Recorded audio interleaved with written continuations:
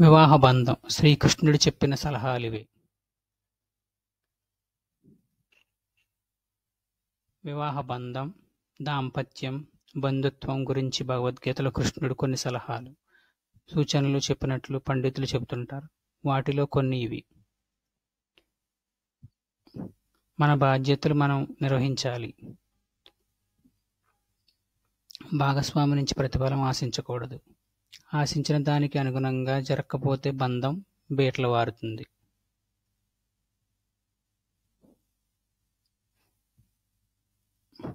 బంధాన్ని నిలబెట్టుకోవడానికి నీ వంతు ప్రయత్నం నువ్వు చెయ్యి. అందులో విజయం దక్కుతుందా లేదా అనేది కాలమే నిర్ణయిస్తుంది. భావోద్వేగాల విషయంలో ప్రశాంతంగా, సంతోషంగా ఉండేలా చూసుకోవాలి. లేకపోతే ఎదుటివారి భావాలతో మీ సంతోషం ముడిపడి ఉంటుంది. జీవితం అన్నాక ఒడిదుడుకులు వస్తూ ఉంటాయి, పోతూ ఉంటాయి. దాంపత్యంలో కష్టసుఖాలు రెండూ ఉంటాయి. వాటిని తేలిగ్గా తీసుకుని దృఢంగా నిలబడాలి. భాగస్వామిని అదుపు చేయాలనే ఆలోచనలో ఆ బంధం బలహీనపడేలా చేస్తుంది. ప్రేమానురాగాలతో స్వేచ్ఛనిస్తే ప్రశాంత జీవితం సాధ్యమవుతుంది. బంధాన్ని తెంచుకోవడం సమస్యకు పరిష్కారం కాదు. ముడిపడిన బంధాన్ని నిలబెట్టుకోవడానికి పడే ఆరాటంలోనే ప్రేమకు అసలైన అర్థం తెలుస్తుంది.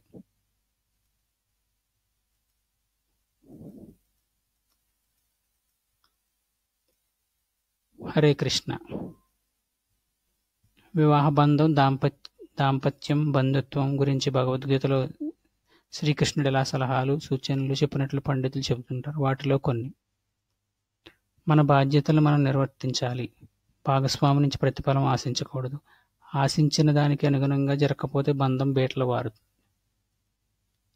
బంధాన్ని నిలబెట్టుకోవడానికి నీ వంతు ప్రయత్నం నువ్వు చెయ్యి. అందులో విజయం దక్కుతుందా లేదా అనేది కాలమే నిర్ణయిస్తుంది. భావోద్వేగాల విషయంలో ప్రశాంతంగా, సంతోషంగా ఉండేలా చూసుకోవాలి. లేకపోతే ఎదుటివారి భావాలతో మీ సంతోషం ముడిపడి ఉంటుంది. జీవితం అన్నాక ఒడిదుడుకులు వస్తూ ఉంటాయి, పోతూ ఉంటాయి. దాంపత్యంలో కష్టసుఖాలు రెండూ ఉంటాయి. వాటిని తేలిగ్గా తీసుకుని దృఢంగా నిలబడాలి. భాగస్వామిని అదుపు చేయాలనే ఆలోచనే ఆ బంధం బలహీనపడేలా చేస్తుంది. ప్రేమానురాగాలతో స్వేచ్ఛనిస్తే ప్రశాంత జీవితం సాధ్యమవుతుంది. బంధాన్ని తెంచుకోవడం సమస్యకు పరిష్కారం కాదు. ముడిపడిన బంధాన్ని నిలబెట్టుకోవడానికి పడే ఆరాటంలోనే ప్రేమకు అసలైన అర్థం తెలుస్తుంది. హరే కృష్ణ, హరే కృష్ణ, హరే కృష్ణ.